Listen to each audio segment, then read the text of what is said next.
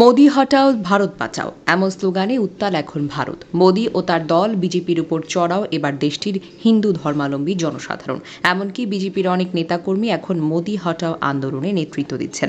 নিজ দেশের অর্থনৈতিক টালমাটাল অবস্থায় পার্শ্ববর্তী দেশগুলোর সাথে সম্পর্ক খারাপ করা আর পাকিস্তানের যুদ্ধে জড়ানোর ফলে খেপেছেন ভারতের সাধারণ নাগরিকরা।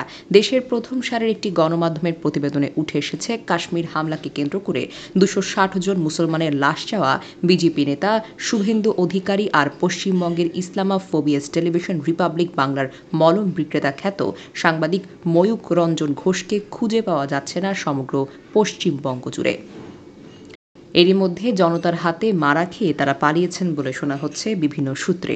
প্রতিবেদনে আরও উঠে এসেছে, বাংলাদেশিদের কাছে মলম বিক্রেতা উপাধি ময়ূক রঞ্জনকে রীতিমতো গণধোলাই দিয়ে ভারতের কলকাতা ছাড়া করেছেন সেদেশের হিন্দু নাগরিকরা। সমগ্র ভারত জুড়ে হিন্দু মুসলিম দাঙ্গা বাঁধানোর পায়তারা করছিল ময়ূক আর শুভেন্দু অধিকারী।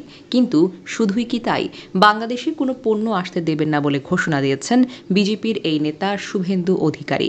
এমনকি বাংলাদেশি রোগীদের ভারতে না গিয়ে পাকিস্তানে গিয়ে চিকিৎসা নেওয়ার পরামর্শ দিয়েছেন তিনি।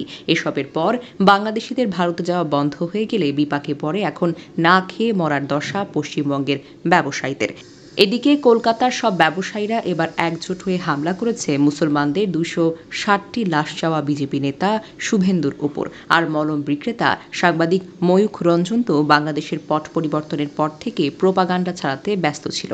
বাংলাদেশ নিয়ে কটাক্ষ না করলে আর আবোল তাবোল কথা না বললে তার যেন চলেই না। জানা যায়, পাকিস্তানের সাথে যুদ্ধ বাঁচাতে ময়ূক আর শুভেন্দুর উস্কানির জন্য তাদের উপর খেপেছে সাধারণ আমজনতা। এক পর্যায়ে তাদের গণধোলাই দিয়ে এলাকা ছাড়া করেন ভারতীয় নাগরিকরা।